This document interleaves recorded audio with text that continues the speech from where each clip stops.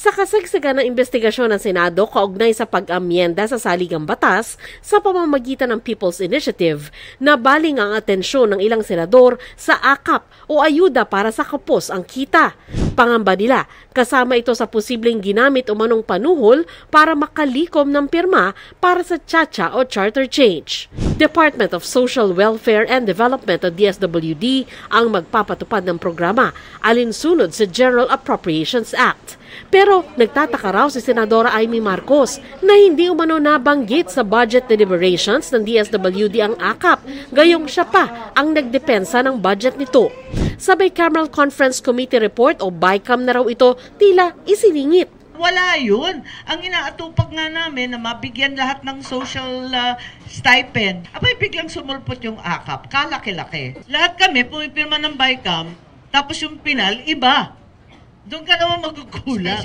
May natanggap din daw siyang impormasyon mula sa isang opisina sa Kamara na nagsasabi kung kanino dumadaan ang programa tulad ng akap. Lahat ng soft request, ibig sabihin yung mga MAIP, tupad, AIX, ganyan, idadaan sa Speaker's Office. Yung iba, kilala naman natin yung mga AIX, tupad, MAIP na yan. Pero nung sinabi yung akap, nagulat ako, sabi ko, ano ba yung akap na yun? Sinusubukan pa ng GMA Integrated News na makuha ang panig ni House Speaker Martin Romualdez tungkol sa aligasyon ng senadora. Sabi naman ng DSWD, ang akap ay pondo para sa mga tinatawag na near poor.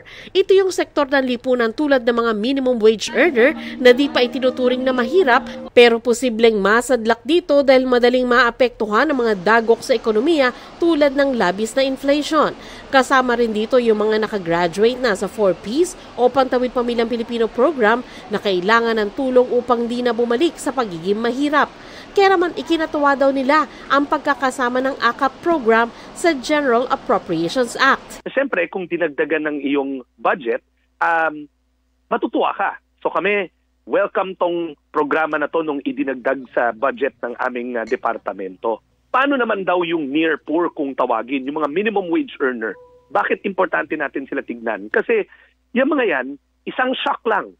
Sakit sa pamilya, kamatayan sa pamilya, inflation. Yung kanilang status from near poor na above the poverty line, maaari silang bumagsak kaagad sa poverty. Pagpunto ni House Senior Deputy Speaker Aurelio Gonzales Jr., pirmado ng mga senador ang BICAM report ng pambansang budget na naglalaman ng akap. Sabay bilog sa pirma ni Senadora Marcos sa ipinakita niyang kopya ng report. They approve it.